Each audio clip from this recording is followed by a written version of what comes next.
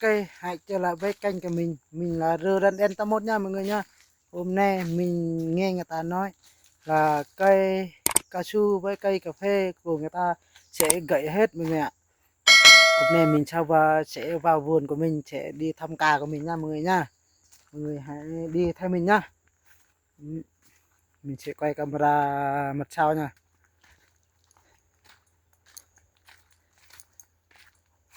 Ở đâu?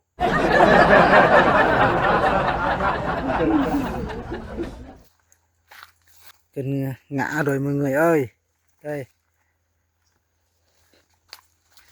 Đủ mà ngã rồi. Số 13 gây ra mọi người ạ. Đây.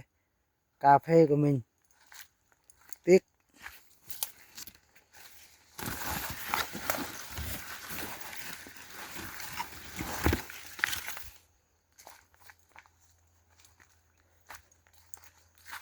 Đây.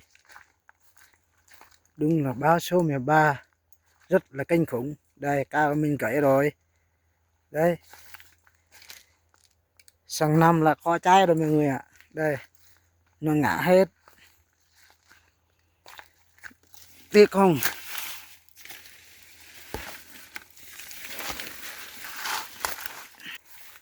Đồ.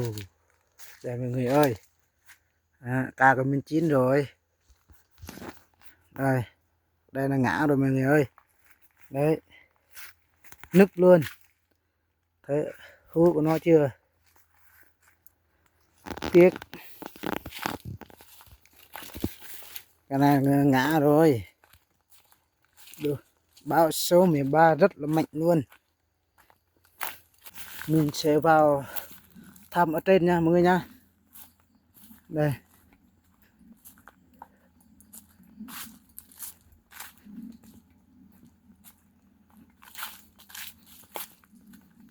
Đâu.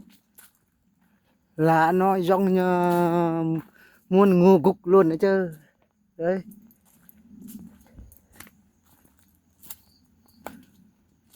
Cả mình chín rồi. Chưa có thời gian mà hái chứ. Ngày nào cũng cạo mụ hết. Công việc đầy việc. Làm một mình không nổi. Đây cả mình chín rồi. Chưa kịp hái.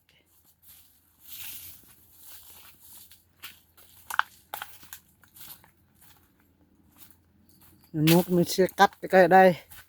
Đó. Cắt đi hết. Cho nó bớt cái gió.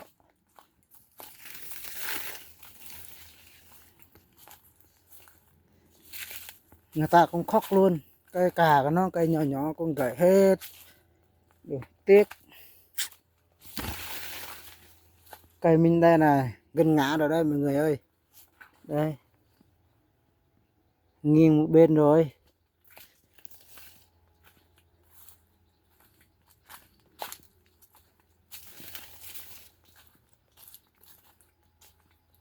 Đây, cà mình chín rồi. Chưa kịp hái mọi người ạ. Đây. Chín cây luôn. Chục cây luôn nữa chứ. Cây này chuẩn bị chín rồi này. Đó. Cây này chín hết rồi. Đấy. Cây này vàng hết rồi.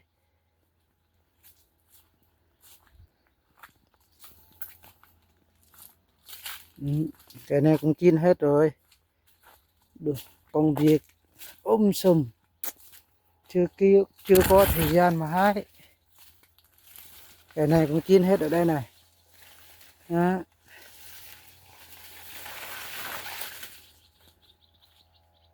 Cả mình nằm ngoài nào thiếu nước mọi người ạ. Ô, cây tiêu của mình gãy rồi. Trời ơi. Đây này mọi người. Xem đi. Đấy. Nó gãy đè bên này rồi. Cây ở đây. Ô mà nó gãy cái cây gì này. Cái cây quả al mọi người ạ. Đây. Bây giờ mình sẽ rút ra cái tổ chi đây. Rút ra tổ chi. Kéo cái cây trụ đây. Kéo thẳng lên. Tội chứ. Đây cây cà của mình rồi. Cây này cần bị rồi mọi người ạ. Đấy, vàng hết lá rồi. Cần bị rồi mọi người ạ. Đấy, vàng hết lá rồi. Mình vào thăm vườn của mình, xem cây cà của mình nó có bị không. Ở đâu? Chết rồi. Cậy rồi. Tiếc quá. Đây này mọi người ơi. Cây của mình gãy rồi.